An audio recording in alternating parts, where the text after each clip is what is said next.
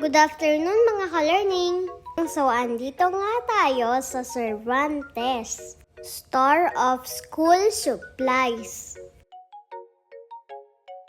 Good afternoon mga ka-learning!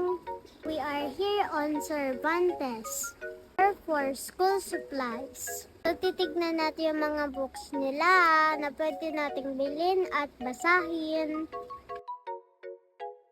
So tama, andito nga tayo sa taas. Nagpaalam kasi tayo sa management na i-feature natin sa ating vlog ang mga storybooks nila. Pinasama nga sa atin yung isang staff nila para ituro sa atin kung asaan yung libro nila.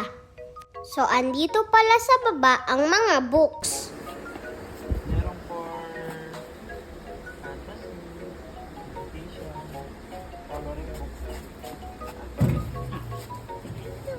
Ito yung mga box nila. Pipili tayo ng bibiling natin.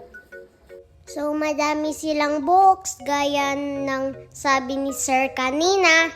May mga fantasies, fairy tales, at mga iba pa. May mga abakada para sa mga magsisimula pa lang matuto magbasa.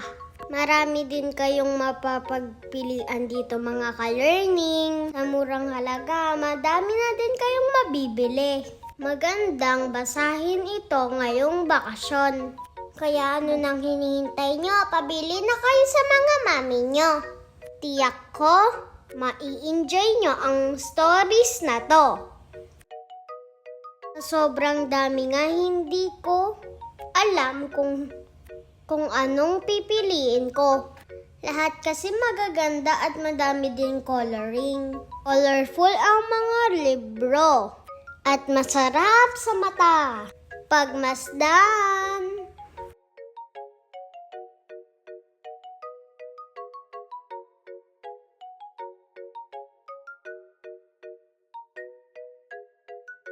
Rapunzel and Little Prince. Ano yun dito? Ay, ko lang dito. Baka naman dito.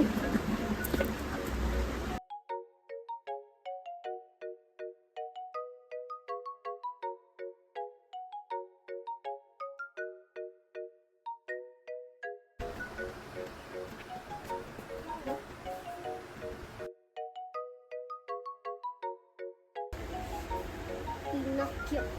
Ito na nga ang napili nating bilhin. Ayan. Ang makabagong alpabeta para sa alpabeta. Para sa pangunahing hakbang sa pagbasa. And si Prinsesita at si Prinsesita Elisa at Hannah. Little Rapunzel and Little Prince. Pinocchio. Tapos, ano? So, ayan, pupunta na tayo sa cashier at magbabayad na tayo.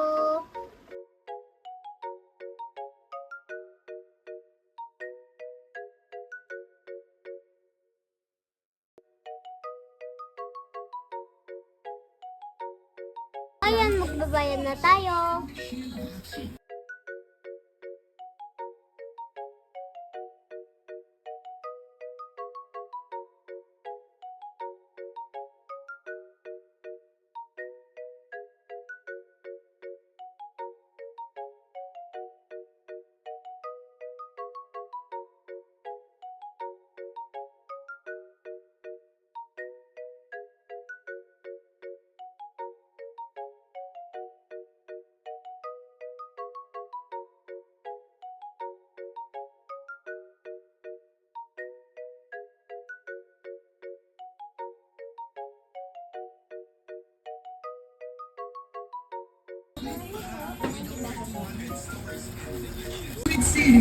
I received 100 pesos.